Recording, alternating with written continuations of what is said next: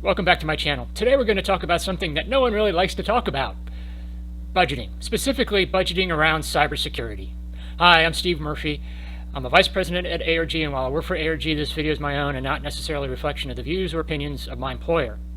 This channel is all about providing IT leaders great information in order for them to make effective business decisions for their organizations. Cybersecurity budgeting is really challenging. You are asking people to spend money to prevent something bad from happening. It's a lot like trying to sell insurance to your corporate management.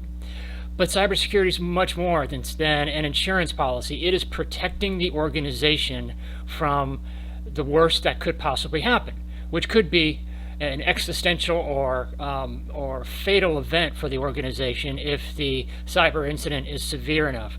So getting it right, getting sufficient budget to establish a sufficient security posture for your organization is critical.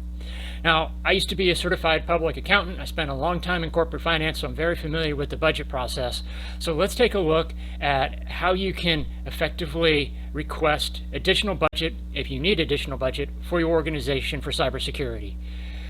The first thing you want to ensure is that you know what the industry is spending. So a little bit of quick online research. CISO Online did a study of about 750 IT leaders in 2019.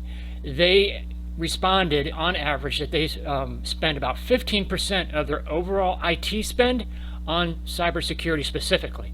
Now this number is a little bit higher than some of the older numbers that you'll find online, and it's probably due to the fact that cybersecurity is becoming more important, more prevalent, and people are willing to spend a little bit more money on it. Another interesting point is Deloitte did a study, this one's a little bit more recent, in 2020, that showed that on average companies spent about $2,000 per employee per year on cybersecurity. So those are good benchmarks. In your finance department in particular will be looking for benchmarks. They want to make sure that the organization isn't overspending, nor is it underspending on cybersecurity. And these benchmarks help them compare and contrast your request with what the industry is doing. But your spending will be different. You have to match the threat and risk profile of your organization. And I would recommend that you build an outcomes-based budget. And this is essentially listing out all of the security costs that you have and what purpose they serve within the organization, what outcomes they generate, and base your budget on those elements rather than coming up with some industry standard. You can use the industry standard to see in general if you're close to what people are spending, but you need to build your own specific budget line item by line item.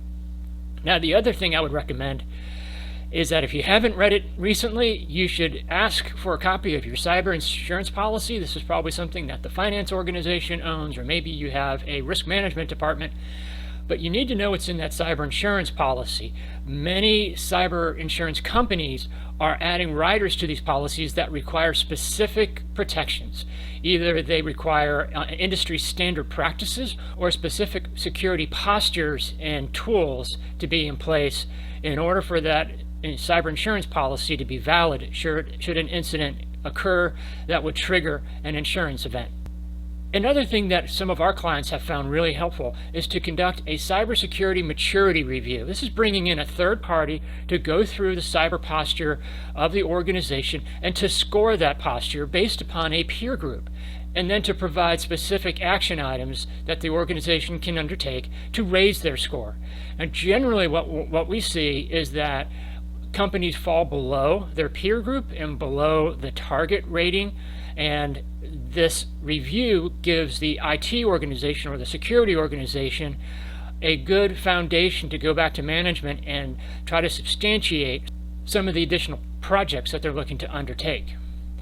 What's really important to understand is that management, while they may be reluctant to spend more and more on cybersecurity, management has a fiduciary responsibility to keep the organization safe. And so if your requests are well justified, they're much more likely to get a positive hearing. Now let's take a look at an example of a business case we might develop to request additional budget. In this hypothetical example, we're going to look at a customer who is contemplating upgrading from a traditional antivirus, anti-malware solution to a managed EDR, endpoint detection and response solution. We're going to look at this business case over a 3-year period, and we're going to assume that we have 100 endpoints in the organization. Now, the reason why we want to make this change from a traditional antivirus solution to an endpoint detection and response solution is that we're noticing more and more malware infecting our endpoints. And we believe this is because the traditional signature-based anti-malware solution that we have isn't catching some of the polymorphic viruses and malware that is now out in the wild. We are projecting in the first year that we're going to have about a 10% incident rate. The second year, that's going to increase to a 20% incident rate. And in the third year, that's going to increase to a 30% incident rate unless we upgrade to this new EDR platform. And the EDR platform, we'll see in just a moment, we think will have about a 5% incident rate over time. What we want to also assume here is that we have a $500 cost per incident. Now that's not $500 per machine, that's $500 every time a machine becomes infected. So we're going to come up with a weighted cost of $50,000 in the first year. That's 1,000 units times a 10% incident rate times $500.